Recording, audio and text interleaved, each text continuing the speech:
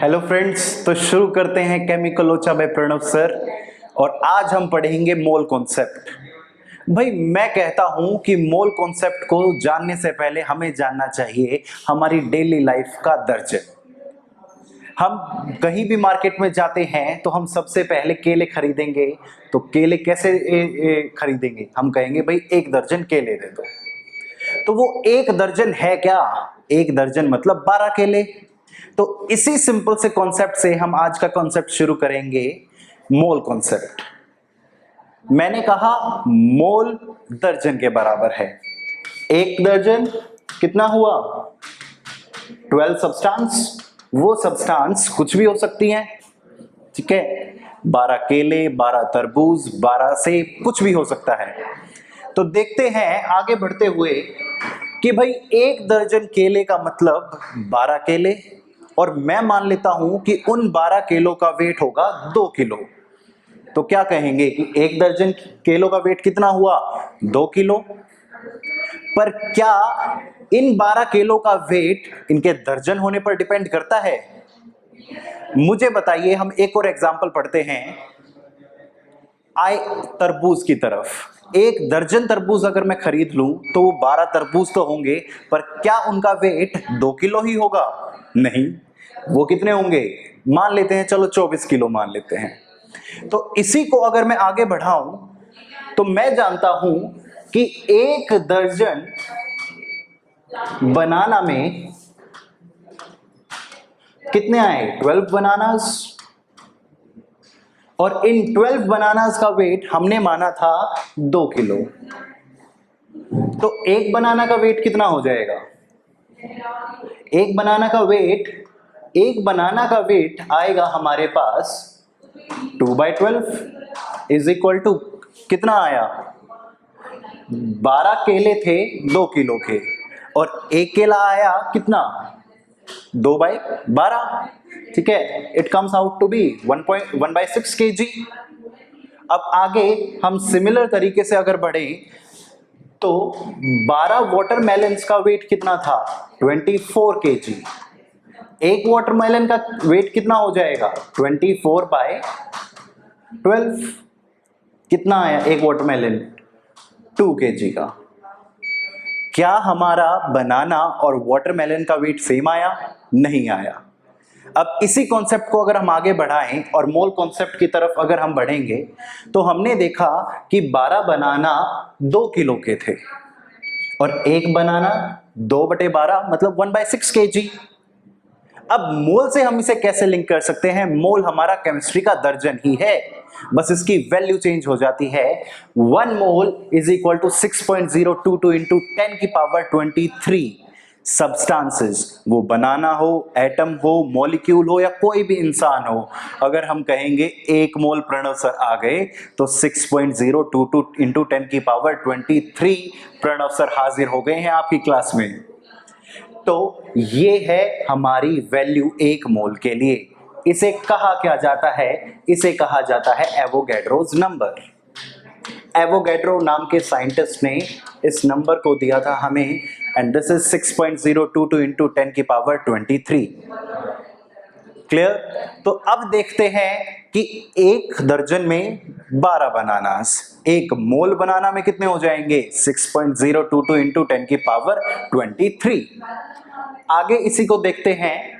1 मोल water देखें हम, 1 मोल H2O अगर हमने लिया तो 1 मोल H2O कितना था? 6.02 इंटू 10 की पावर 23। क्या? H2O। अब इस H2O का मास कितना होता है? मोलर मास 18 ग्राम। कितने H2O का मास माना हमने? ये 6.022 इंटू 10 की पावर 23 मॉलिक्यूल्स ऑफ वाटर का। सेम 1 मोल कार्बन की अगर हम बात करें तो 1 मोल कार्बन में कितने कार्बन आए? अगेन 6.022 इंटू 10 की पावर 23 एटम्स ऑफ कार्बन। और कितने कार्बन्स का वेट आया? ये 12 ग्राम।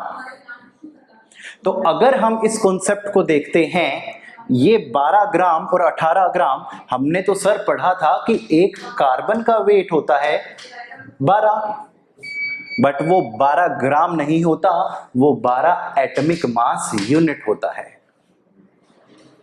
क्लियर? तो अगर एक मोल कार्बन में 6.022 इंटू 10 की पावर 23 कार्बन है, ठीक है, और इतने कार्बन का वेट 12 ग्राम है, तो एक कार्बन का वेट कितना होगा? एक कार्बन का वेट कितना हो जाएगा बताइए मुझे? ये आएगा 12 अपॉन 6.022 इंटू 10 की पावर 23।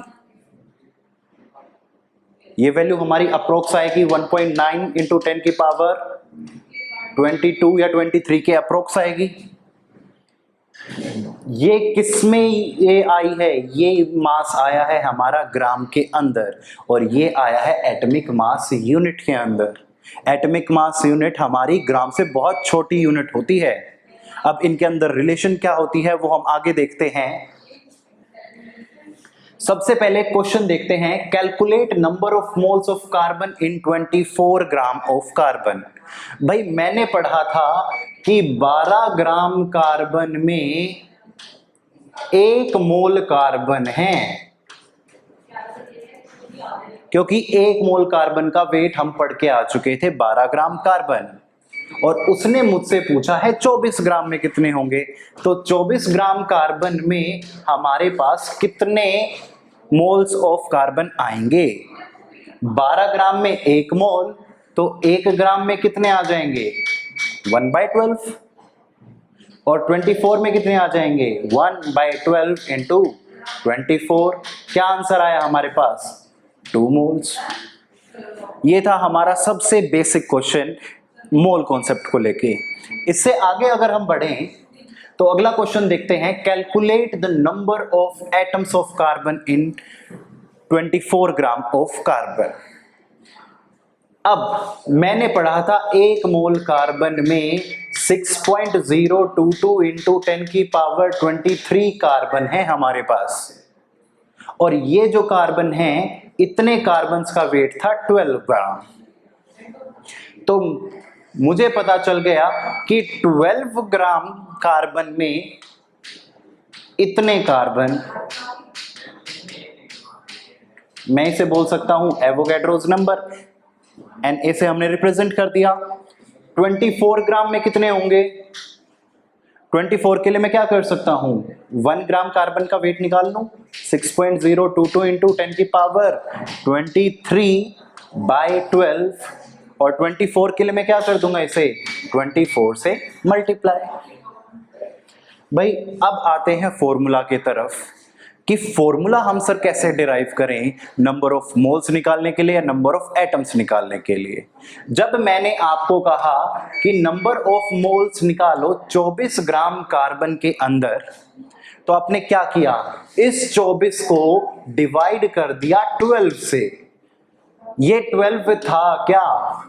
ये 12 था 1 मोल कार्बन का मास, मतलब 1 मोल कार्बन का मास मतलब उसका मोलर मास। अब ये इसका मोलर मास था, तो 1 मोल कार्बन का मास क्या आया? उसका मोलर मास 12। और ये 24 क्या था? ये 24 था जो मास मैंने आपको दिया था, मतलब गिवन मास। और इन दोनों को आपने डिवाइड करके क्या निकाल लिया? Number of moles. तो नंबर ऑफ मोल्स आपने कैसे निकाले? नंबर ऑफ मोल्स का हमारे पास फॉर्मूला आया given mass by molar mass. कैसे पता चला? भाई अगर मैं बोलूं 48 ग्राम कार्बन में आप मास निकालिए, तो 48 ग्राम कार्बन में आप मास कैसे निकालेंगे? 48 को किससे डिवाइड करेंगे? 12 से। तो क्या आ गया? 4 आ गया। आगे अगर हम बढ़ें तो हमने पता किया कि नंबर ऑफ मोल्स मैंने कैसे निकाले? Given mass by molar mass. Number of particle कैसे मैंने निकाले? मैंने सबसे पहले क्या कैलकुलेट किया? Number of moles. ठीक है, 24 ग्राम कार्बन में हमने कैलकुलेट किए थे कितने मोल्स आए थे? 2 मोल्स आए थे। और अब आगे 24 ग्राम में हमने एटम्स कैलकुलेट किए थे। एटम्स कैसे कैलकुलेट किए थे? 24/12 किया तो 2 मोल्स आए। एक मोल में कितने नंबर ऑफ मॉलिक्यूल होते हैं, एवोगैड्रोस नंबर। तो 2 मोल में कितने आ जाएंगे, हम इसको किससे मल्टीप्लाई कर देंगे, एवोगैड्रोस नंबर से मल्टीप्लाई कर देंगे। तो number of particle, number of atoms, number of molecules, number of हाथी घोड़ा, सब अगर हमें निकालने हैं तो हम डायरेक्ट उसके क्या निकालेंगे, नंबर ऑफ मोल्स, और उसे किससे मल्टीप्लाई कर देंगे, एवोगैड्रोस नंबर से। अब मैंने कहा था मैं आपको बताने वाला हूं ग्राम और एटॉमिक मास यूनिट में रिलेशनशिप। ये है हमारा क्वेश्चन कि 1 ग्राम में कितनी एटॉमिक मास यूनिट होती हैं। 1 ग्राम में होती हैं 6.022 इंटू 10 की पावर 23। ये आया हमारी atomic mass unit, same Avogadro's number. यही क्वेश्चन हम कई बार कई कॉम्पिटिटिव एग्जाम्स में देख चुके हैं, इन दोनों के बीच रिलेशनशिप का। तो ये बहुत ही इंपॉर्टेंट है, स्टार मार्क कर लेते हैं। हमारा सबसे पहला इंपॉर्टेंट पॉइंट आया कि 1 ग्राम में कितने AMU होते हैं और कौन सी यूनिट ज्यादा छोटी है। यूनिट जो छोटी है वो है हमारी एटॉमिक मास यूनिट। आगे बढ़ते हैं, इसी कॉन्सेप्ट को थोड़ा आगे बढ़ाते हैं। अब मैंने क्या किया, मैंने एक पैकेट बनाया, मैंने उस पैकेट में 2 केले लिए और 1 सेब ली। अब मैं बोलूं भाई 1 मोल मेरे पास ये पैकेट आने चाहिए। चलिए छोड़िए, और आसान करते हैं इसे, 1 दर्जन पैकेट मान लेते हैं। 1 दर्जन पैकेट का मतलब 12 पैकेट, और हर पैकेट में कितने केले थे, 2 केले और 1 एप्पल। तो अब मुझे बताइए टोटल 1 दर्जन पैकेट्स में आपके पास कितने बनानास हैं। अगर 1 पैकेट में हमारे पास 2 बनाना है तो 12 पैकेट में कितने हो जाएंगे, 24। और 1 पैकेट के अंदर अगर मेरे पास 1 ही एप्पल है तो 12 पैकेट 1 दर्जन पैकेट्स में कितने हो जाएंगे, 12। अब इसी को मैं मोल के कॉन्सेप्ट में समझूं अगर, तो अगर मैं कहूं कि 1 मोल H2O में H2O के कितने मॉलिक्यूल हैं, 1 मोल H2O अगर मेरे पास आया तो इसमें मुझे पता चल गया भाई 6.022 इंटू 10 की पावर 23 H2O हैं। अब एक H2O के अंदर कितने हाइड्रोजन हैं, 2 हाइड्रोजन हैं और 1 ऑक्सीजन है, वही सेम 2 बनानास और 1 एप्पल। अब मेरे पास H2O कितने थे, 6.022 इंटू 10 की पावर 23 H2O। तो अब अगर हम इसमें देखें 1 H2O में 2 हाइड्रोजन, तो इतने H2O में कितना हो जाएगा, मल्टीप्लाई बाय 2। तो आंसर क्या आया, 2 इंटू एवोगैड्रोस नंबर। और 1 H2O के अंदर 1 ऑक्सीजन था हमारे पास अगर, तो इतने H2O के अंदर कितने ऑक्सीजन आ जाएंगे, 1 इंटू एवोगैड्रोस नंबर। इसी को अगर हम आगे बढ़ाएं तो देखते हैं 1 मोल H2O के अंदर इतने H2O और हाइड्रोजन कितने बन गए, क्यों, क्योंकि ये जो मोल था अब ये मोल हमारा वो पैकेट बन चुका है, दर्जन वाला पैकेट। और इतने पैकेट, 1 मोल पैकेट का मतलब कितने आए हमारे पास, 6.022 इंटू 10 की पावर 23 पैकेट। अब उस पैकेट के अंदर हाइड्रोजन कितने थे, 1 पैकेट के अंदर हाइड्रोजन कितने थे, 2, और ऑक्सीजन कितने थे, 1। तो पैकेट कितने आए, सपोज हम एक राउंड फिगर लिख के चलते हैं, 6 पैकेट थे 6 और हर पैकेट में हाइड्रोजन 2, तो हाइड्रोजन टोटल कितने हो गए हमारे पास, 12। एक पैकेट कितने, 6, हर पैकेट में ऑक्सीजन कितनी, 1, तो ऑक्सीजन कितनी आ गई टोटल हमारे पास, 6। अब अगर इसी कॉन्सेप्ट को हम आगे चलाते हैं तो हम देखते हैं हमारे बहुत सारे क्वेश्चंस बन जाते हैं, बहुत सारे कॉम्पिटिटिव एग्जाम्स के, उनमें से ही कुछ सॉल्व करते हैं हम आगे। Calculate number of hydrogen atom in 72 gram of H2O। मुझे तो एटम्स निकालना आता है जब मैं नंबर ऑफ मोल्स निकाल लूं, और नंबर ऑफ मोल्स निकालने का फॉर्मूला मैं पढ़ चुका हूं। नंबर ऑफ मोल्स अगर मुझे निकालने हैं तो मैं करूंगा given mass by molar mass. अब गिवन मास कितना है हमारा हाइड्रो H2O का? 72, जो आपको क्वेश्चन में दिया गया है। और मोलर मास कितना है? मोलर मास आया हमारे पास हाइड्रोजन का मास 1 इंटू 2 इंटू प्लस 16 आ गया 18 ग्राम पर मोल। 18 ग्राम पर मोल का मतलब क्या हुआ? इतने ग्राम एक मोल के। तो जब मैंने इसको कैलकुलेट किया तो हमारे पास नंबर ऑफ मोल्स कितने आ गए? 4 मोल्स। एक मोल के अंदर कितने हाइड्रोजन थे? अभी अभी कैलकुलेट करके आए थे, 2 इंटू एवोगैड्रोस नंबर। कैसे? एक H2O के अंदर 2 हाइड्रोजन, एक मोल का मतलब 6.022 इंटू 10 की पावर 23 H2O। तो इतने H2O में कितने हाइड्रोजन हो गए? 2 इंटू एवोगैड्रोस नंबर। और हमारे पास नंबर ऑफ मोल कितने आए हैं? 4। तो 4 क्या कर देंगे हम? 4 इंटू 2 इंटू एवोगैड्रोस नंबर। हमारे पास आंसर क्या आया? 8 इंटू एवोगैड्रोस नंबर। अब अगर हम इसी कॉन्सेप्ट को थोड़ा आगे बढ़ाएं तो हम देखते हैं कि 1 मोल हम मास की टर्म्स में तो पढ़ चुके हैं। अगर ये बात थी हमारी सॉलिड के लिए मास की बात, तो अगर हम गैस की बात करें तो गैस में तो हम वॉल्यूम कैलकुलेट करेंगे। तो 1 मोल में कितनी वॉल्यूम होती है? वो होती है 22.4 लीटर। और लीटर को अगर हम कन्वर्ट करें तो ये आएगा 22400 सेंटीमीटर क्यूब। अब इसे ही आगे कैलकुलेट करें, लिखा हुआ है डाई एटमिक गैस के लिए आधी हो जाएगी। डाई एटमिक गैस के लिए आधी क्यों हो जाएगी? डाई एटमिक गैस कौन कौन होगी हमारे पास? H2, N2, O2, जिसमें 2 एटम्स हैं, तो इनकी वॉल्यूम भी कितनी हो जाएगी? Divide by 2। और 22.4 डिवाइड बाय 2 आया हमारे पास 11.2। इसी को अगर हम क्वेश्चंस आगे देखें, ये था हमारे पास एनडीए का एक प्रीवियस ईयर क्वेश्चन जो कह रहा है calculate number of moles of CO2 in 44.8 of its gaseous volume at STP। जो हम वॉल्यूम नोट करते हैं, ध्यान दीजिएगा, वो होती है स्टैंडर्ड टेम्परेचर और प्रेशर कंडीशंस पर।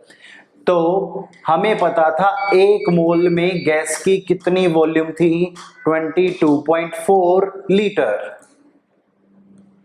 तो 22.4 लीटर में 1 मोल किसी भी सब्सटेंस का या किसी भी गैस का 44.8 में कितना हो जाएगा? 1 मोल की वॉल्यूम से डिवाइड कर दें, कितने आ गए? 2 मोल्स। बहुत ही आसान क्वेश्चन। आगे चलें भाई, ये देखिए, ये आया हमारे पास क्वेश्चन। ये है हमारे पास नीट का क्वेश्चन जो आया था 2024 के अंदर। बस 2024 का नाम लेते ही कुछ लोगों के दुख बाहर आएंगे, पर फिर भी क्वेश्चन तो हमें करना ही है। पहला है calculate highest number of atoms in helium. Highest number of atom helium के किसके अंदर होंगे? 4 मोल हीलियम, 4 U हीलियम, 4 ग्राम हीलियम, या 2.27 लीटर ऑफ हीलियम। 4 मोल का मतलब क्या आ गया? 4 into Avogadro's number, 4 into 6.022 into 10 की पावर 23। देखते हैं अब इससे ज्यादा किसके अंदर आते हैं। 4U मतलब 4 एटमिक मास यूनिट, और एक हीलियम का मास ही कितना होता है? 4U होता है। अगर हम एटमिक मास यूनिट में मेजर करें तो 1 helium is equal to 4U, तो ये तो एक ही हीलियम आया। नेक्स्ट आया 4 gram of helium. 4 gram of helium में कितने हीलियम के एटम होंगे? हमें पता था 1 gram is equal to 6.022 into 10 की पावर 23 AMU, और 4 ग्राम में कितने हो जाएंगे? 4 इंटू 6.022 इंटू 10 की पावर 23 AMU। किसका मास आया ये? हीलियम का। और एक हीलियम का मास हमें पता था, ये किस की टर्म्स में आ गया? यूनिफाइड मास AMU की टर्म्स में। और एक हीलियम का मास था 4U, तो इतने मास में कितने हीलियम होंगे? इसको हम फिर से क्या कर देंगे? डिवाइड कर देंगे। आंसर आया एवोगैड्रोस नंबर, 4 डिवाइड बाय 4 हो जाएगा, 4 से 4 कैंसिल आउट। तो यहां पे भी आंसर क्या आया? Avogadro's number. नेक्स्ट आया 2.27 लीटर ऑफ हीलियम। 2.27 लीटर हमें पता था, हम पढ़ के आए थे 2.24 या 2.27, अगर हम मान के भी चलें इतने में थी 1 मोल। ठीक है, 1 मोल में कितने थे? Avogadro's number. फिर से Na आ गया हमारे पास, तो सबसे ज्यादा वैल्यू क्या आई हमारे पास? हमारा कौन सा आंसर ठीक होगा? 4 मोल ऑफ हीलियम फर्स्ट। आगे चलते हैं, अगला क्वेश्चन देखते हैं इसी से related. Which one of the following has maximum number of atoms? ये है हमारा 2022 के अंदर नीट का प्रीवियस ईयर क्वेश्चन। वो आपको कह रहा है कि 1 ग्राम सिल्वर में कितने एटम्स होंगे? देन 1 ग्राम Mg में, 1 ग्राम O2 में, 1 ग्राम लिथियम में। हम सबसे पहले इसमें जो कैलकुलेट करने वाले हैं वो हम नंबर ऑफ मोल्स कैलकुलेट करते हैं। तो नंबर ऑफ मोल्स अगर हम कैलकुलेट कर रहे हैं यहां पर, तो क्या होगा? गिवन मास 1 ग्राम, मोलर मास 108, नेक्स्ट का 1 gram divide by 24, given mass 1, molar mass 16, O2 16 multiply by 2 32, और फिर लास्ट आता है हमारे पास 1 ग्राम, एंड ये आया लिथियम का मोलर मास। लिथियम का मोलर मास इज 7, तो ये आ गया 7, 1/7। डिनोमिनेटर किसके नंबर ऑफ मोल्स सबसे ज्यादा होंगे? 1/108, 1/24, 1/16 इंटू 2 या 1/7? हमें पता है डी, जिसका डिनोमिनेटर छोटा उसकी वैल्यू ऑटोमेटिकली बड़ी हो जाएगी। इसके नंबर ऑफ मोल्स ज्यादा आए, जिसके नंबर ऑफ मोल ज्यादा उसमें एटम्स भी सबसे ज्यादा। आगे चलते हैं। Calculate the number of nitrogen atoms in 681 gram of C7H5N3O6 is x into 10 की पावर 21, the value of x is. ये था numerical answer type question JEE के अंदर, और ये आया था 2022 के अंदर। जेई का क्वेश्चन हम कर रहे हैं, तो हमें नाइट्रोजन के एटम्स निकालने हैं इस मॉलिक्यूलर फॉर्मूला के अंदर, और इसका गिवन मास हमें गिवन है। सबसे पहले हम क्या निकालेंगे? Number of moles. Number of moles निकालने के लिए गिवन मास क्या आ गया हमारे पास? 681। मोलर मास साइड में कैलकुलेट करते हैं। Carbon 12 into 7, hydrogen plus hydrogen 1 into 5, plus nitrogen 14 into 3, plus oxygen 16 into 6। ये आंसर आता है हमारे पास, अप्रोक्स आएगा ये 227। 227 आया हमारे पास इसका मॉलिक्यूलर मास। तो अब नंबर ऑफ मोल्स कितने आ गए? नंबर ऑफ मोल्स आ गए हमारे पास 3 मोल्स। 3 मोल आ गए। 3 मोल का मतलब अब एक एटम के अंदर कितने नाइट्रोजन थे? एक एटम के अंदर कितने नाइट्रोजन थे? 3। और हमारे पास नंबर ऑफ मोल भी कितने आ गए? 3। तो एक मोल के अंदर कितने नाइट्रोजन थे? एक मोल के अंदर थे, एक एटम के अंदर 3 इंटू एवोगैड्रोस नंबर। 3 मोल के अंदर कितने आ जाएंगे? 3 मोल के अंदर आ जाएंगे हमारे पास 3 multiply 3 into Avogadro's number, value आई 9 इंटू एवोगैड्रोस नंबर। पर आंसर तो अब भी हमारा कंप्लीट नहीं हुआ है, हमें x की वैल्यू निकालनी है। x की value is equal to 9 multiply by 6.022 into 10 की पावर 23। पर ध्यान दीजिएगा आपको पावर दे रखी है 10 की पावर 21, तो इसे कैसे हम सॉल्व करेंगे? इसे हम सॉल्व करेंगे, हम मल्टीप्लिकेशन करते हैं। मल्टीप्लिकेशन करने के बाद हमारे पास आया आंसर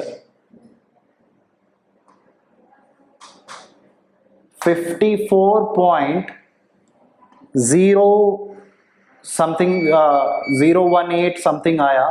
तो ये किसका आ रहा था? इंटू 10 की पावर 23।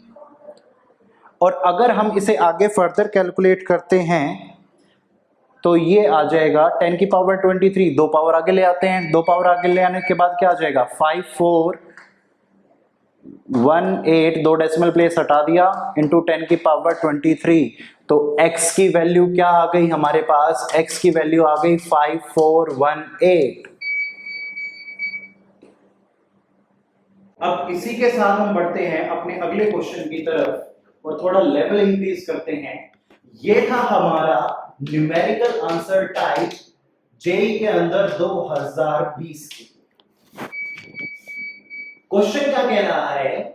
फेरस सल्फेट हेप्टाहाइड्रेट मतलब FeSO4.7H2O is used to fortify foods with iron. The amount in grams of salt required to achieve 10 ppm 10 ppm का मतलब क्या आया? 10 बटे पार्ट्स पर मिलियन, मिलियन का मतलब 10 की पावर 6। अब of iron in 100 kg of wheat is, हमें आयरन का कितना वेट चाहिए इस सॉल्ट के अंदर ताकि हमारी वैल्यू आए 10 पार्ट्स पर मिलियन। क्या आ गया? मास ऑफ Fe कैलकुलेट करना है। मास ऑफ Fe किसके अंदर कैलकुलेट करना है? 100 kg के अंदर। 100 kg के अंदर किस चीज में कैलकुलेट करना है? हमें करना है ग्राम्स में। तो किलोग्राम को हमने ग्राम्स में कन्वर्ट कर लिया। जब मैं इस पूरी वैल्यू को सॉल्व करता हूं तो मास ऑफ Fe आता है मेरे पास 1 ग्राम, जीरो हमने कट की और मास ऑफ Fe आ गया हमारे पास 1 ग्राम।